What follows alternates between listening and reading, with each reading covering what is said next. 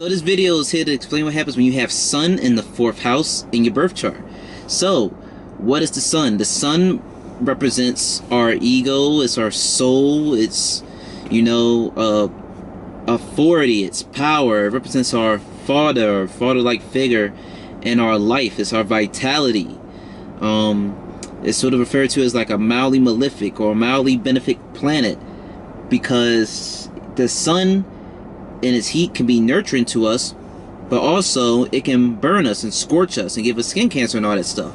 So wherever the Sun goes, it sort of illuminates and brightens the qualities of the house that it goes into, but it also sort of damages the house in a way with its heat. What is the 4th house? The 4th house represents our private life, our home, our properties, like I said, like our house and like our car. Those are the things that make us feel safe and secure and where we feel as though we can just be ourselves and stuff. The 4th house can sort of show you maybe the type of household you might have grew up in possibly, and that's basically it for the 4th house. It's pretty short and simple. So when you put the Sun in the 4th house, what you see is that the souls, that the person, they feel real comfortable and secure and feel so they can be themselves when they are at home or in these nice indoor, secluded, maybe isolated home-like environments. I also sort of have maybe like 2 different interpretations of what you might see with Sun in the 4th house. One interpretation is that, possibly maybe the father wasn't really around in the house. Why? Because you see, if you have Sun in the 4th house, that sort of means that the time of day that you was roughly born was probably around damn near midnight, like 12 a.m. or 11 p.m. or 1 a.m. because the 4th house is like the darkest house in the birth chart. The birth chart in the houses are sort of like a clock, and you can sort of roughly estimate the time of day someone was born just by knowing what house that the Sun is in. And the 4th house is damn near just about midnight. So at midnight, at nighttime, the Sun isn't available. The Sun isn't out. The Sun is gone. The Sun's presence isn't here.